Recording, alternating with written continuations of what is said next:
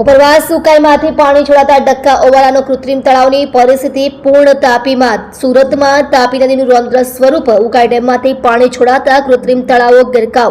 સુરક્ષાની જીવાદોરી સમાન તાપી નદી હાલમાં પોતાના રૌદ્ર સ્વરૂપમાં વહી રહી છે. ઉપરવાસમાં અને ઉકાઈ ડેમના કેચમેન્ટ વિસ્તારમાં થયેલા ભારે વરસાદના કારણે ડેમમાંથી 1,63,000 ક્યુસેક પાણી છોડવામાં આવ્યું છે, જેના પરિણામે તાપી નદીનું જળસ્તરમાં નોંધપાત્ર વધારો છે.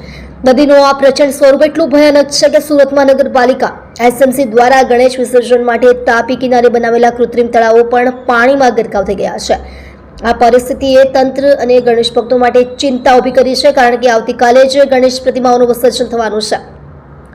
કૃત્રિમ તળાવો પાણીમાં ગરકાવ. સુરત મનપાએ ગણેશ વિસર્જનની સરળતા અને પર્યાવરણની જાળવણી માટે શહેરના અલગ અલગ ઝોન વિસ્તારમાં, ખાસ કરીને તાપી નદી કિનારે ડક્કા ઓવારા જેવા વિસ્તારોમાં કૃત્રિમ તળાવો બનાવ્યા હતા. આ તળાવમાં 5 ફૂટ સુધીની ઊંચાઈની ગણેશ પ્રતિમાનું વિસર્જન કરવામાં આવે છે, પરંતુ ઉકાઈ ડેમમાંથી પાણી છોડવામાં આવતા તાપી નદીની સપાટી એટલી બધી વધી ગઈ છે કે કૃત્રિમ તળાવો પણ પાણીમાં સંપૂર્ણપણે ડૂબી ગયા છે. મનપા દ્વારા તળાવોમાં વિસર્જનની વ્યવસ્થા કરવામાં આવી હતી, પરંતુ હવે પાણીમાં ગરકાવ થઈ જવાથી તંત્ર ચિંતિત બન્યું છે. સુરતમાં 80,000થી વધુ ગણેશ પ્રતિમાઓની સ્થાપના કરવામાં આવી છે અને મોટાભાગની પ્રતિમાઓનું વિસર્જન કૃત્રિમ તળાવોમાં થવાનું હતું. હવે આ તળાવમાં વિસર્જન કરવું શક્ય ન હોવાથી વૈકલ્પિક વ્યવસ્થા ગોઠવવાની જરૂરિયાત ઊભી થઈ છે. ગણેશ વિસર્જનની ચિંતા. આજરોજ ગણેશ ચતુર્થીના તહેવારની સમાપ્તિ બાદ ગણેશ પ્રતિમાનું વિસર્જન થવાનું છે. કૃત્રિમ તળાવો ગરકાવ થવાથી મનપા દ્વારા વિસર્જન માટે કયા સ્થળો નક્કી કરવામાં આવશે તે એક મોટો પ્રશ્ન છે.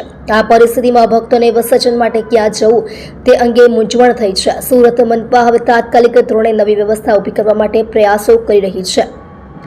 શક્ય છે કે તળાવમાં પાણીનો પ્રવાહ ઓછો થાય તેની રાહ જોવામાં આવે અથવા અન્ય કોઈ સુરક્ષિત જગ્યાએ નવા તળાવો બનાવવામાં આવે. આ ઘટનાએ તાપી નદીના પ્રવાહની અણધારીતા અને કુદરતી આફતો સામે શહેરી આયોજનના પડકારોને પ્રકાશિત કર્યા છે. જોકે તંત્ર દ્વારા પરિસ્થિતિને નિયંત્રિત કરવા અને ગણેશ વિસર્જન શાંતિપૂર્ણ રીતે થાય તે માટે પ્રયાસો કરવામાં આવી રહ્યા છે. તમે જોઈ રહ્યા છો સુરત સંસ્કૃતિ ન્યૂઝ ચેનલ રાજેશભાઈ સિરસાટની સાથે.